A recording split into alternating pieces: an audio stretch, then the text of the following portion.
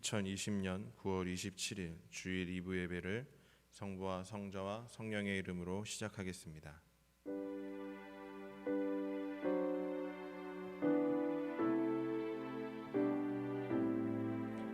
여호와께서는 자기에게 간구하는 모든 자 곧 진실하게 간구하는 모든 자에게 가까이 하시는도다. 그는 자기를 경외하는 자들의 소원을 이루시며 또 그들의 부르짖음을 들으사 구원하시리로다. 아멘.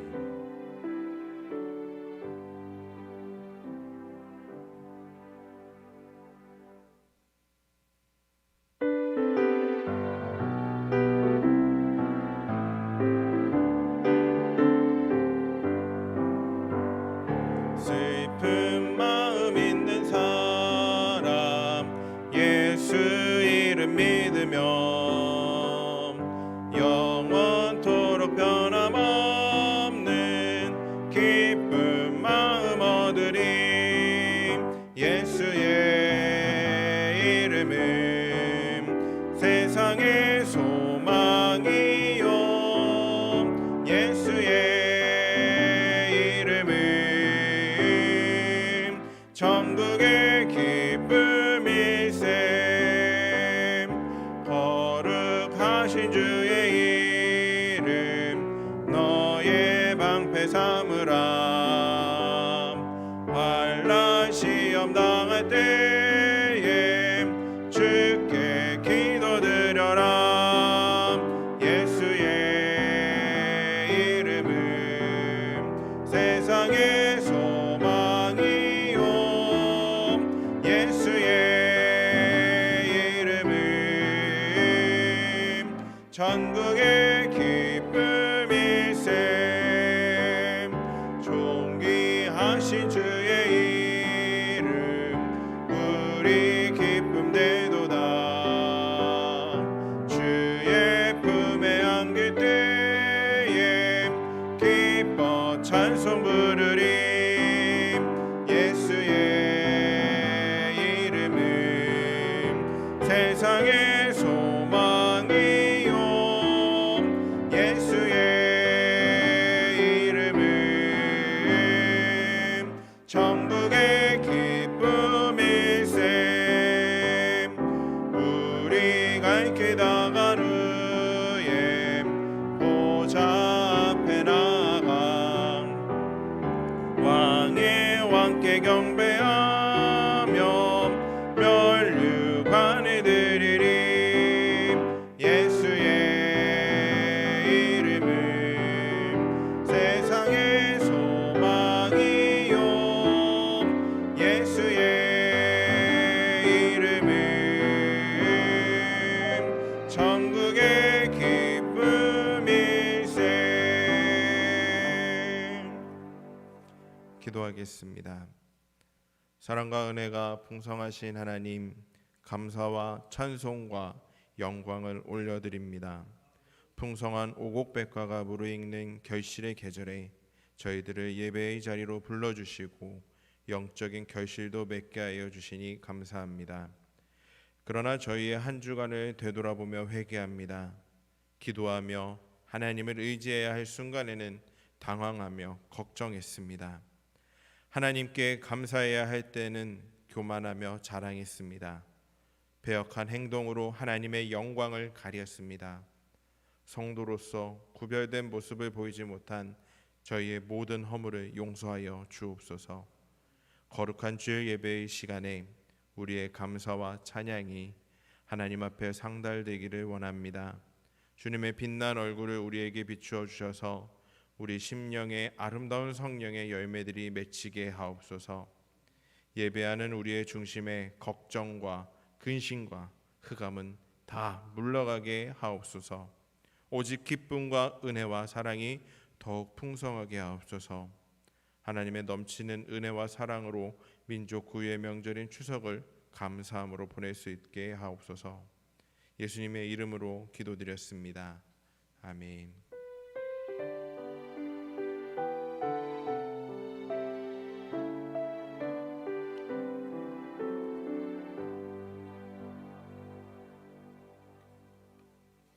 우리에게 주신 하나님의 말씀은 시편 15편 1절부터 5절까지의 말씀입니다. 시편 15편 1절부터 5절까지의 말씀을 제가 봉독해 올리겠습니다. 여호와여, 주의 장막에 머무를 자 누구 오며 주의 성산에 사는 자 누구 오니이까? 정직하게 행하며 공의를 실천하며 그의 마음에 진실을 말하며 그의 혀로 남을 허물지 아니하고 그의 이웃에게 악을 행하지 아니하며 그의 이웃을 비방하지 아니하며 그의 눈은 망령된 자를 멸시하며 여호와를 두려워하는 자들을 존대하며 그의 마음에 선한 것은 해로울지라도 변하지 아니하며 이자를 받으려고 돈을 구워주지 아니하며 뇌물을 받고 무죄한 자를 해하지 아니하는 자이니 이런 일을 행하는 자는 영원히 흔들리지 아니하리이다. 아멘.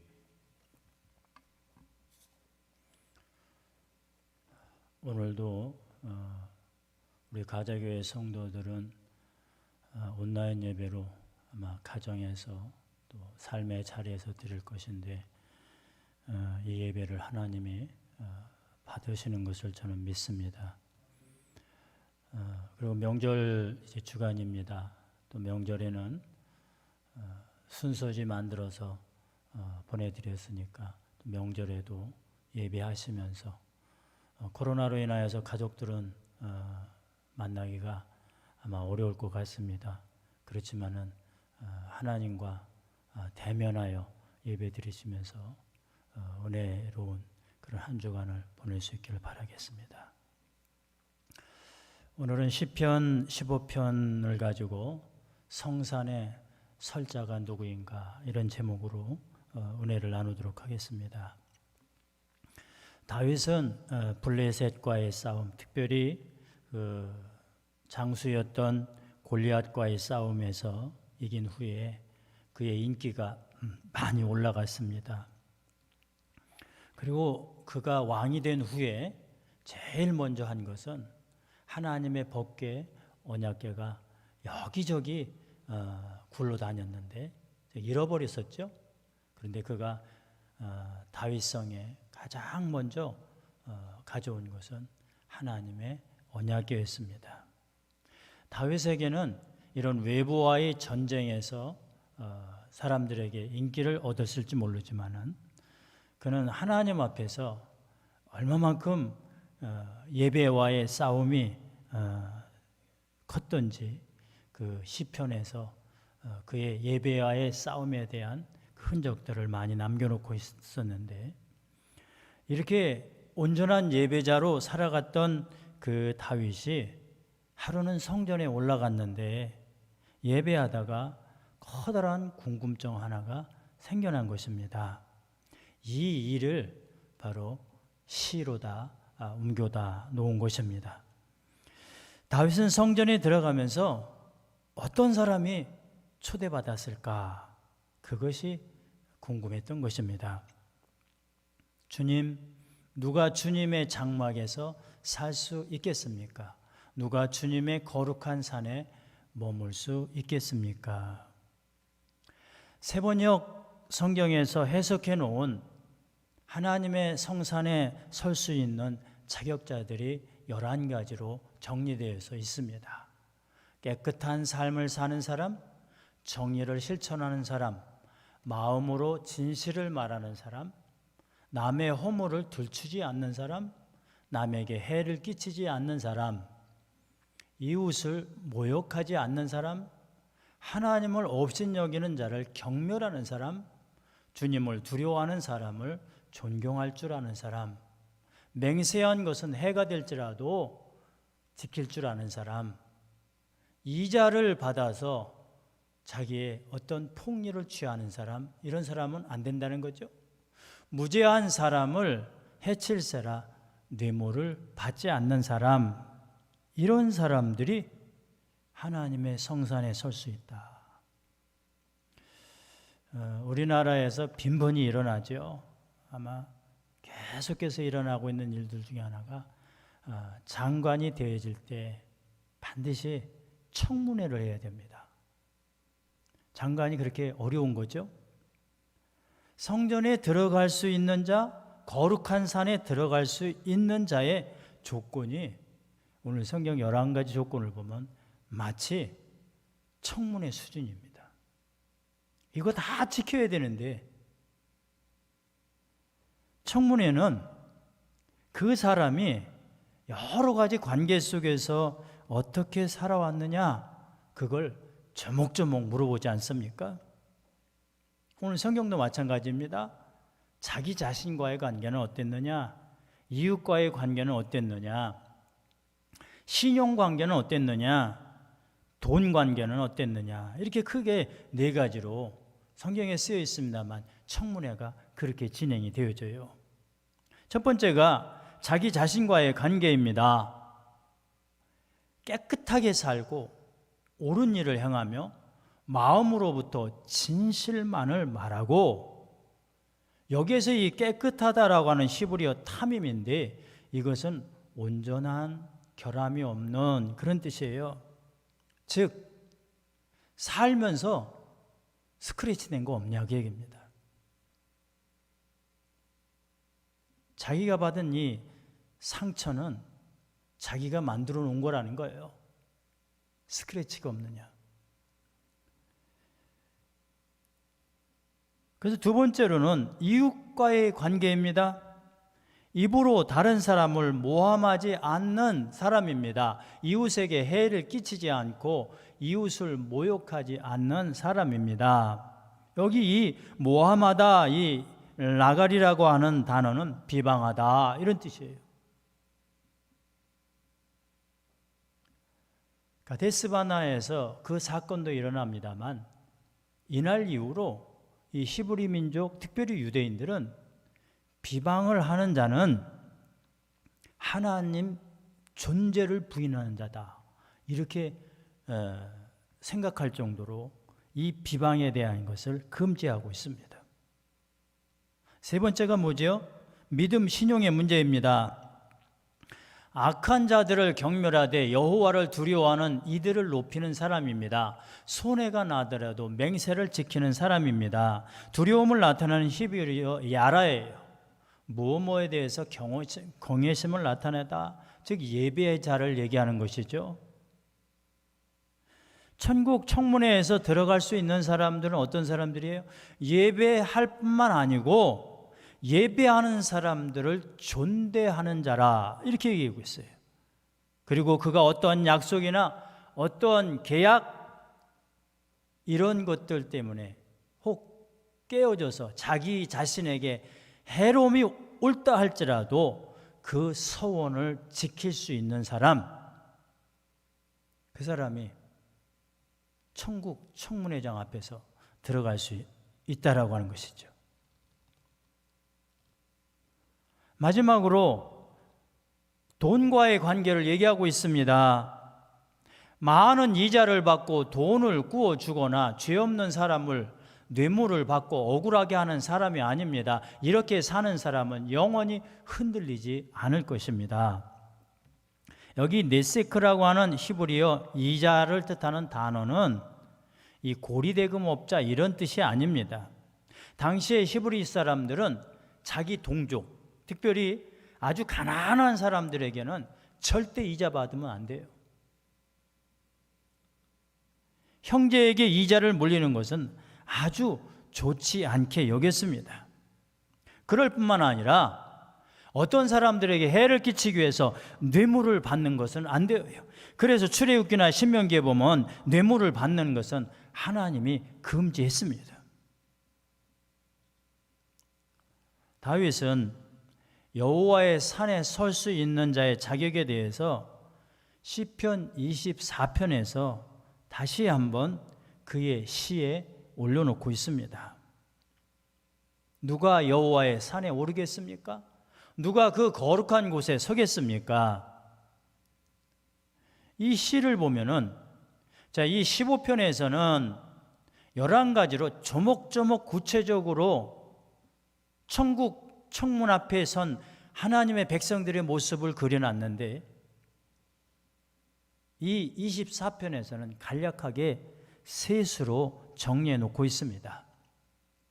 깨끗한 손과 순결한 마음을 가진 사람, 곧 마음에 헛된 생각을 품지 않으며 거짓으로 맹세하지 않는 사람입니다. 첫 번째가 깨끗한 손, 두 번째가 순결한 마음, 세 번째가 거짓으로 맹세하지 않는 사람. 그것을 11가지로 풀어놓은 것이 앞의 시 부분이고요. 24편에서는 이렇게 세 가지로 정리를 해놨습니다. 그리고 이 24편으로 가보면은 이 앞부분에서 그러면 그렇게 어려운 청문회를 통과한 사람들의 결과가 무엇이냐, 이것에 대해서는 이 시편 15편에서는 기록해 놓지 않고 있는데 24편에서는 아주 우리들에게 은혜가 되도록 기록해 놓고 있습니다. 그는 여호와께 복을 받고 구원해 주시는 하나님께 의로운 사람이라고 인정받을 것입니다. 청문회에 통과해야 인정받잖아요. 이는 여호와를 찾는 세대며 그 야곱의 하나님의 얼굴을 구하는 세대입니다. 제가 한 10년 전에 어느 장관이 막 되려고 하면서 청문회를 이제 어렵게 이제 통과를 하는데, 그때 기자가 질문을 던졌어요. 이 어려운 청문회를 당신은 왜 이렇게 하려고 하느냐? 왜 장관이 되려고 하느냐? 그때 두 가지를 얘기해요. 하나는 내 이름이 나라의 기록이 되지 않습니까? 가문의 영광입니다. 두 번째로 얘기하는 것은 뭐냐면, 내가 장관이 되면은 나는 나라에서 마련해 놓은 그 땅에 나는 묻힐 수가 있습니다.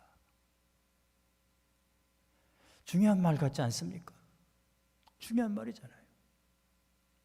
우리들도 천국 청문회에 통과를 하면은 우리의 이름이 하나님 나라에 기록된 것 아닙니까? 두 번째로는 우리에게는 이러한 조건이 통과가 되어지면 우리에게는 영원한 천국이 있음을 미리 알려주는 메시지라고 하는 것이죠. 시편 15편을 이 청문회에 비교하면서 지금 풀어보고 있습니다. 다윗은 이 성경에서 우리들에게 세 가지 은혜를 공유하자고 합니다. 첫 번째는 예배의 초청자는 하나님이시라고 하는 것이에요. 오늘 여러분들이 예배의 자리에 섰습니다. 다윗도 그랬어요. 지금까지는 내가 법궤를 찾아오는 심정으로 이 세상에서 어렵게 살던 이 마음을, 내 마음을 가지고 여기 와서 예배를 드린다. 성전을 꾸며놓은 것이 내가 됐다는 것이에요. 다윗은 지금까지 예배자의 중심이 자기인 줄 알았어요. 그런데 아니라고 하는 것이에요. 하나님이 우리를 이곳으로 초청해 주었구나. 그것을 깨달으면서 하나님 앞에 그 질문을 던질 수 있었던 것입니다. 영어나 불어권 문화에서 볼 수 있는 그 초대장 하나를 보여드리죠. 우리나라에도 이제 많이 씁니다. RSVP라고. 불어에서 왔어요. 영어에서는 Please Response예요. 응답해 줘라. 그래요. 우리는 그냥 초청장 다 보내놓으면 그냥 말잖아요. 그런데 이 초청의 형식은 예수님도 초청할 때 이제 응답을 받아오게 하잖아요.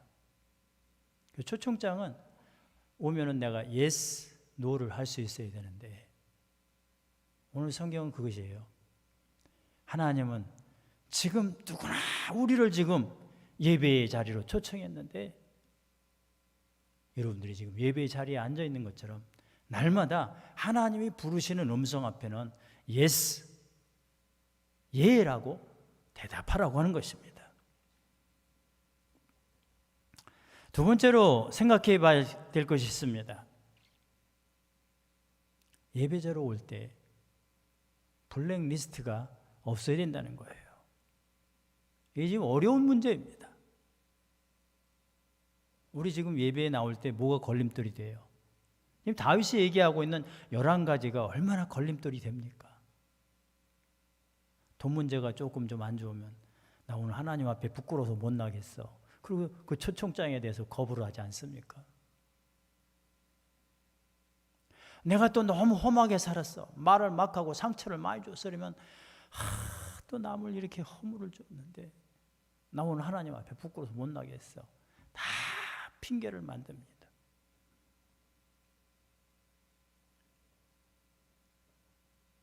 그것은 인간 청문회를 생각할 때 주어지는 여러분들 잘못된 생각이에요.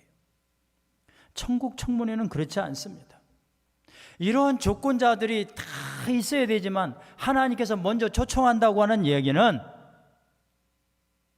그 초청에 맞게 우리에게 그 초청 자리로 들어갈 수 있도록 해주시잖아요. 그 방법이 무엇이에요? 이러한 죄가 많은데 어떻게 들어가요? 그래서 예수님께서는 친히 십자가에 달려 돌아가시면서 우리가 와서 오늘 초청에 응답하고 주님 내가 이렇게 스크래치가 많습니다. 내가 이렇게 상처가 났어요. 내가 이렇게 잘못했습니다. 입술로 상처를 냈고 손으로 상처를 냈고 우리의 여러분들 마음에서 이미 우리의 발에서 이미 많은 상처가 있습니다. 주님 나 용서해 주세요. 그래서 구약에서는 그 죄를 가지고 어린 양을 잡아서 대신 드렸은 거예요.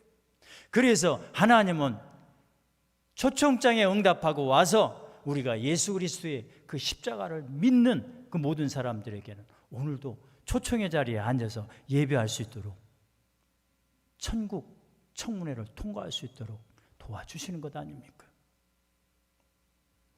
다윗은 그가 경험한 글을 시로다가 이렇게 남겨놓았습니다. 허물의 사함을 받고 자신의 죄가 가려진 자는 복이 있도다. 그렇다면 왜 청문회 수준으로 우리가 하나님 앞에 나아가야 됩니까?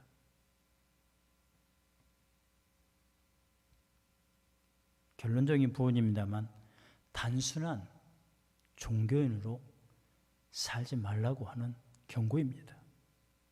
내가 오늘 공적 예배에 참석했다고요.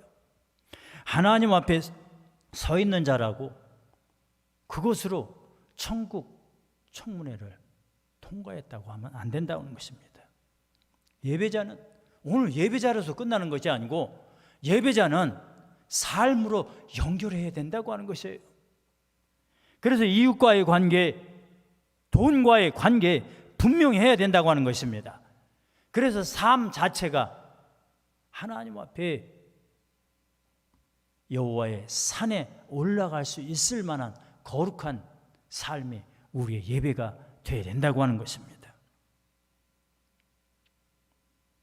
한번 따라 하시기 바랍니다. 종교인으로 살지 말고 믿음의 장관으로 삽시다. 아멘. 나만 보세요. 별 달고 장관으로 살 적에는 문제가 풀어지질 않아요. 그런데 그거 다 내려놓고 하나님 앞에 나오니까 그의 문제가 풀어지지 않습니까? 질병이 해결되어지고 자기를 얽매였던 모든 죄의 문제가 풀어지지 않았습니까? 그래서 나만을 뭐라고 불러요? 우리는 그를 믿음의 장관이라고 부릅니다. 이것이 분명하면 거룩한 자리에 들어갈 수 있다고 오늘 성경 마지막 절에 기록이 되어 있습니다. 같이 읽겠습니다. 이렇게 행동하는 사람은 절대로 흔들리지 않을 것입니다. 아멘. 우리 찬송 528장 부르시면서 하나님 앞에 헌신하는 시간 같습니다.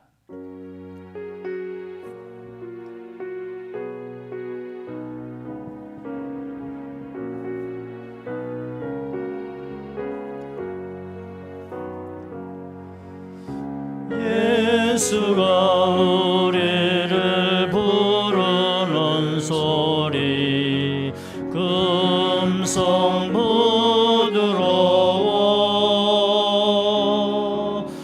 문 앞에 나와서 사면을 보며 우리를 기다리네.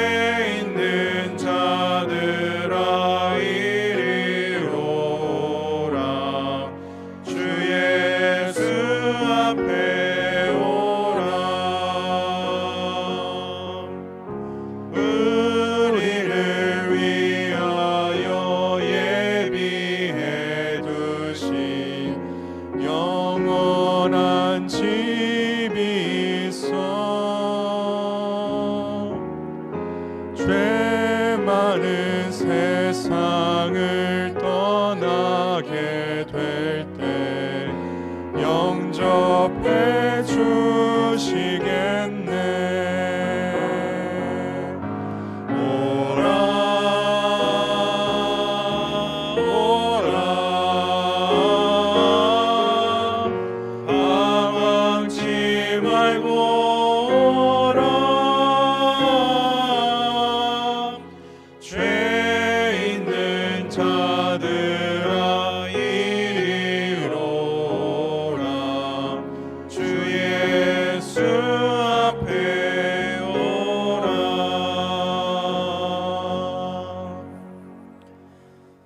사랑과 은혜가 풍성하신 하나님 아버지, 오늘도 우리에게 부어주시는 그 큰 은혜를 생각할 때 너무도 감사를 드립니다. 그 은혜의 마음을 품고 하나님께로 한 걸음 한 걸음 더 다가서기를 원합니다. 오늘 우리의 손을 붙잡아 주옵소서. 예배의 초청 자리에 나와 예배합니다. 주님, 우리의 삶에 변화가 있게 하여 주옵소서.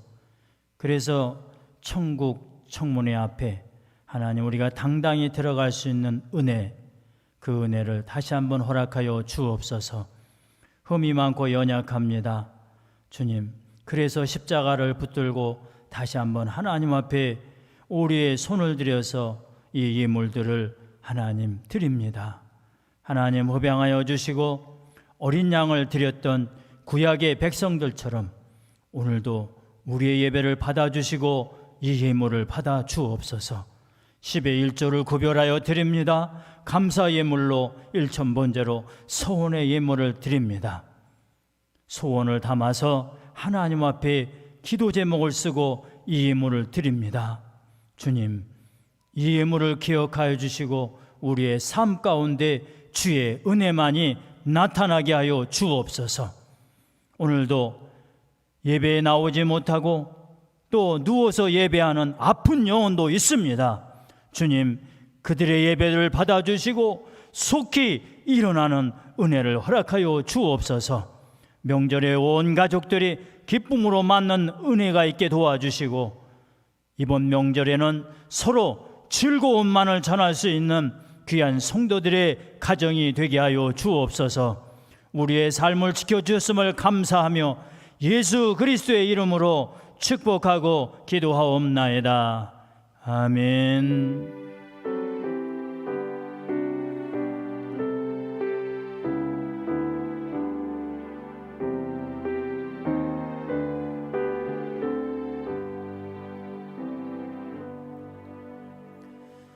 축도하겠습니다. 지금은 우리 주 예수 그리스도의 은혜와 하나님 아버지의 끝없는 사랑하심과 성령의 인도하심과 교통하심, 보호하심, 막아주심, 특별히 치유하심의 역사가 주의 성산에 올라 날마다 예배하기를 즐겨하며 우리의 삶 가운데 변화를 요구하는 하나님의 백성들 가운데 영원토록 함께하여 주시기를 간절히 축원하옵나이다. 아멘.